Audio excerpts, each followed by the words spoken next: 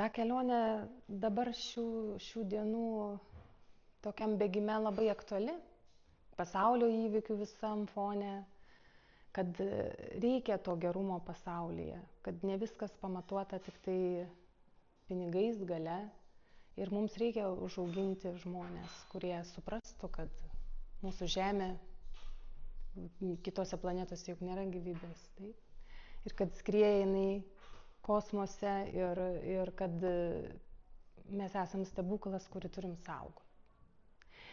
Ir gamta, daug buvo gamtosaugos klausimų, kad pasaulyje būtų gera gyventi, kad mes būtumėm sveiki, kad mes būtumėm sąmoningi ir kad mūsų vertybės būtų tos, kad pasaulyje būtų gera gyventi ir saugu vieni su kitais.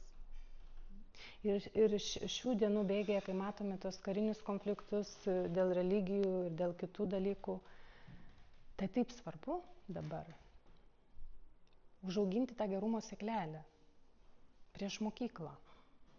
Nes sakoma, kad labai stiprus pagrindai dedasi būtent prieš mokyklinėme amžiuje.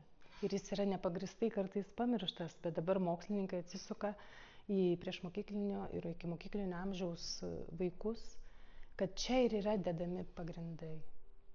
Tai šita programa tikrai ir mane padarė daug ko išmokė dalykų. Ir vaikus mes išmokom labai daug gerų dalykų.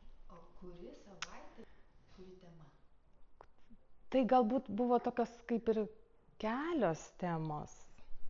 Vamzdžiadantis labai buvo mums įdomus gyvūnas ir tada net ieškojom internete, kaip jis atrodo ir kokio jis mielumo yra gyvūnas. Ir tikrai pilna tos filmuotos medžiagos ir kaip vaikai savo atjautą tam gyvūnui ir tuo metu lavino, kai skaitėm tą knygelę.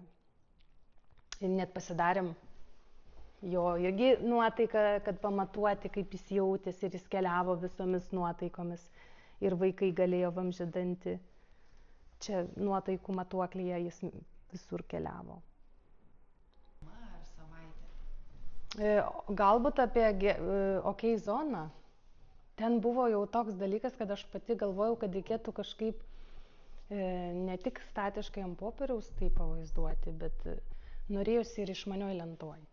Kad jie pastumdytų tuos savo emocijas, kur kokią mes tiesiog pasidarėm tokią paskaitą.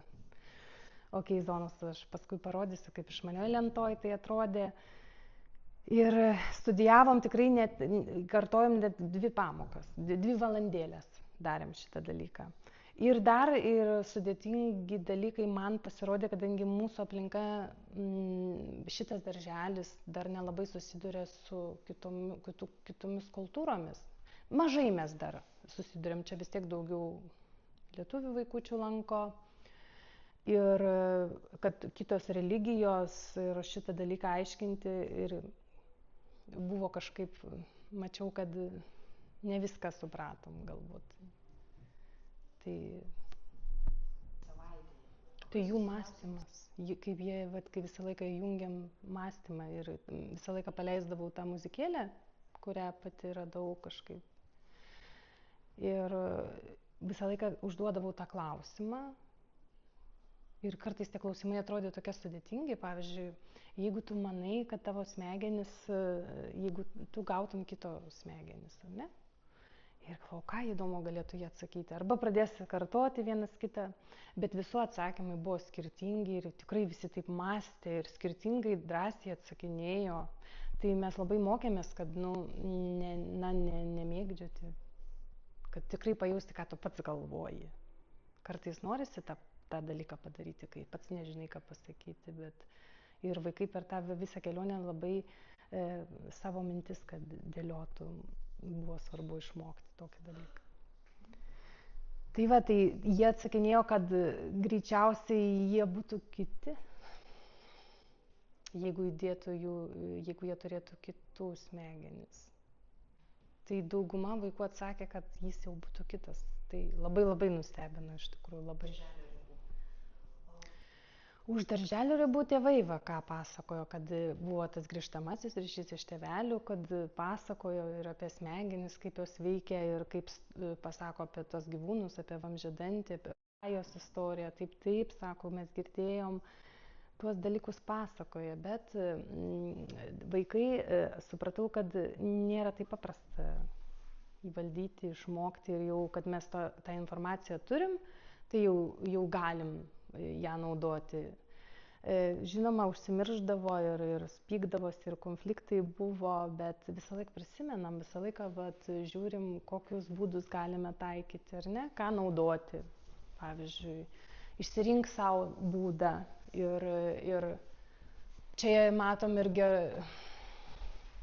yra normali zona, okei zonos, kur tu dabar esi, kad surasti, ar jau tu praradęs tą pusiausvyrą, ar tu dar vis toj normalioj zonoje esi.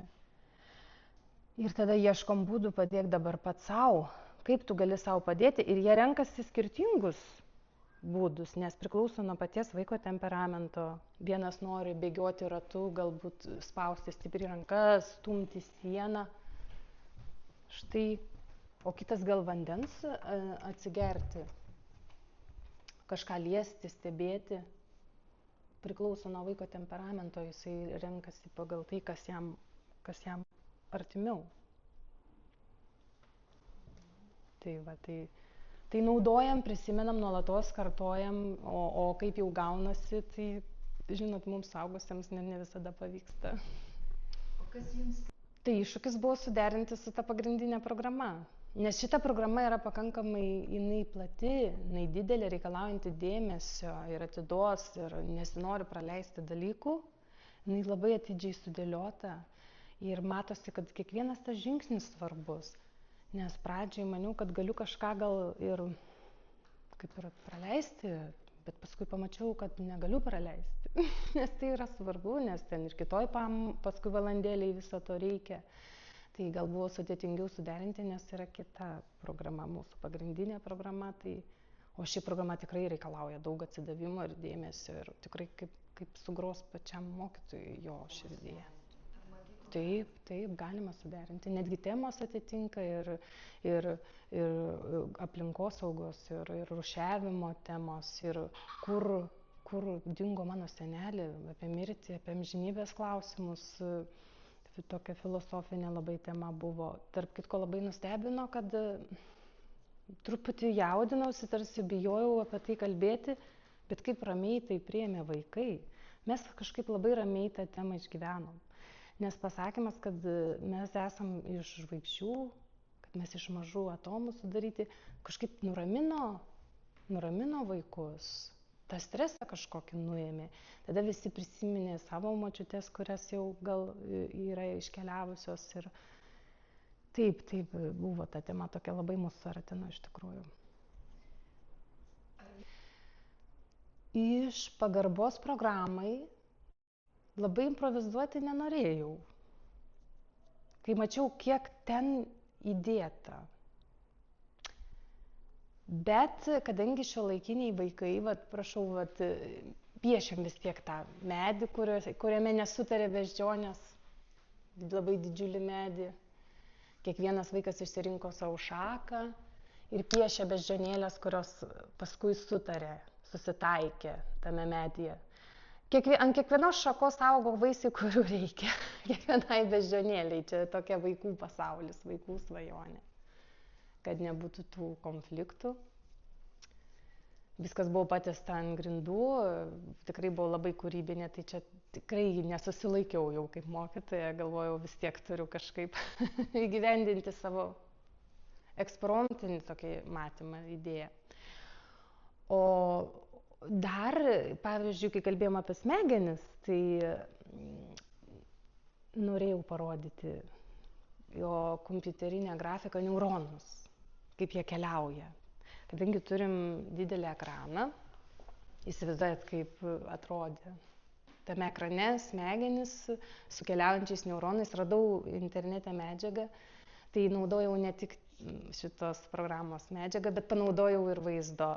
Žinant šiuolaikinių vaikų gyvenimo būdą ir kiek jie vaizdų gauna, Tai priėmiau ir tokius sprendimus. Aš tiesiog pavydžiu jums, kad jūs pradėsit šitą kelionę. Tikrai nuoširdžiai tiesiog apima toksai mokytojo pavyzdys, kiek jūsų laukia įdomių išgyvenimų, įspūdžių, už atkaklumą, už tokį pasiryžimą, kad kartais ir to laiko pritrūksta ir priimti sprendimus reikia, bet labai džiaugiausi, kad neatsisakiau kažkurių idėjų ir kad vis dėlto padariau. Ir kad magnetukai būtų patogus, pavyzdžiui, nuotaikų matuoklyje. Labai jie todėl naudojo. Nes jeigu padaryti kažkokią nepatogią priemonę, jie jau ir nenorės jos naudoti, kuri nukrenta, užkrenta, o jie stumdo, pasidariau ir save. Taip, kai būnu pikta, aš būnu čia, taip, aš rodau vaikams, kad dabar aš esu pykti. Ir labai patogu buvo jiems naudoti šitą, tai jie naudojo ištisai, ne tik, ypač prieš pietų miegą, kada yra pavargę arba konfliktų metu, tiesiog ateina, kartais lenta būna nusukta į kitą pusę, mes ten turim kitos programos, tai jie ieško šito matuoklio, kur jis, kad galėtų pasimatuoti ir uždėti ten, kur jis dabar yra.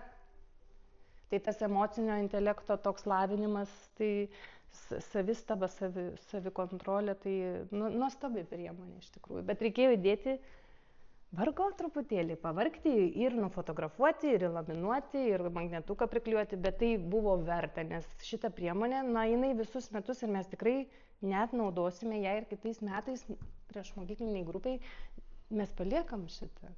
Nes, kaip sakant, programa baigėsi, o emocijos tai lieka, jausmai ir visa kita. Aš daugiau išmokau vaikus išgirsti. Išgirsti vaikus ir patikėti tokiais dalykais, kad jie geba mąstyti apie labai sudėtingus dalykus. Tikrai nustebino ne kartą. Labai atrodo sudėtingus klausimus atsakinėjo ir mąstė niekur negirdėtus klausimus. Ir davė tokius atsakymus įdomius, tai labai nustebino tas dalykas, kad vaikai, jie nėra tik tai augantis, besivystantis, besimokantis. Atrodo, kad jie turi kažką iš savęs, kažką daugiau.